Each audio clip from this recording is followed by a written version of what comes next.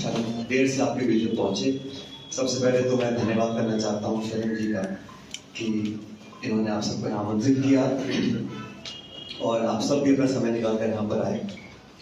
सर्व ब्राह्मण महासभा के जो भी पदाधिकारी हैं, क्योंकि संगठन से एक लंबा जुड़ाव मेरा रहा, गैर राजनीतिक, क्योंकि जयपुर में जब हम राजनीतिक काम करते हैं तो बहुत से लोगों से संवाद हुआ और कुछ साथी किसी एक विचारधारा से हैं, कुछ किसी और विचारधारा से हैं, लेकिन सामाजिक मंच पर अनेकों बार संवाद करने का, मिलने का, बैठने चर्चा करने का मौका मिला।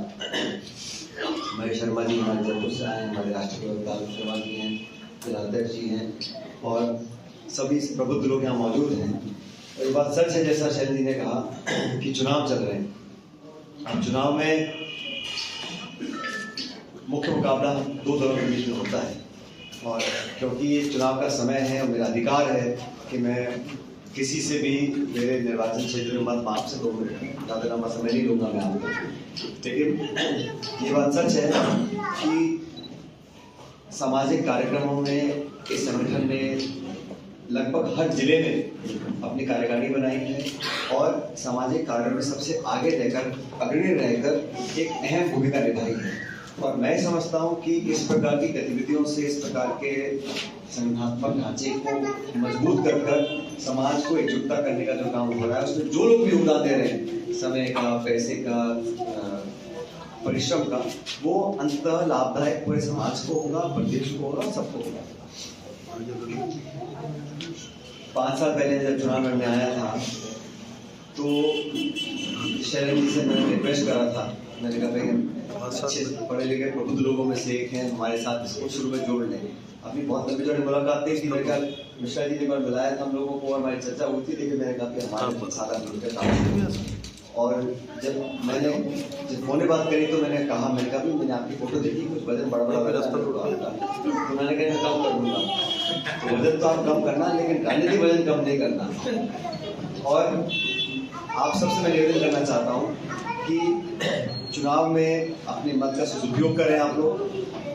बहुत सी भ्रांति फैलाई जाती हैं और चुनाव के समय चलता है, आजकल तो बहुत आसान हो गया है, मोबाइल पे, व्हाट्सएप पे, इसका पक्ष उसका पक्ष, लेकिन जो समझदार लोग हैं, शिक्षित लोग हैं, चीज़ों को समझते हैं, उनमें से आप सब लोग हैं। इसलिए मेरा आपसे करबद्ध निवेदन है कि सोच समझ के अपना मत का प्रयोग करें और आप अगर समर्थन करेंगे तो मैं जानता हूँ, समझता हूँ कि इस क्षेत्र में सबको साथ लेकर आगे चलने का काम कैसे किया जाता है।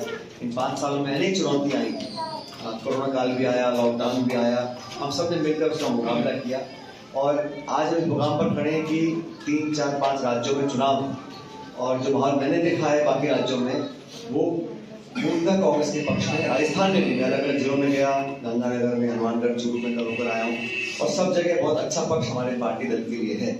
इसलिए मेरा आपसे निवेदन है कि यहाँ तक टॉम विधानसभा क्षेत्र की बात है, जिले की बात है, आप लोग अपना समर्थन दें और अच्छे लोग, अच्छी विचारधारा, मैं बार बार इस बात को बोलता हूँ, नीति, नियत और नेतृत्व, इन तीनों का आकलन करना चाहिए और जिस पैमाने पर इन तीनों में अच्छा लगे उस व्यक्ति को वोट पड़ना चाहिए।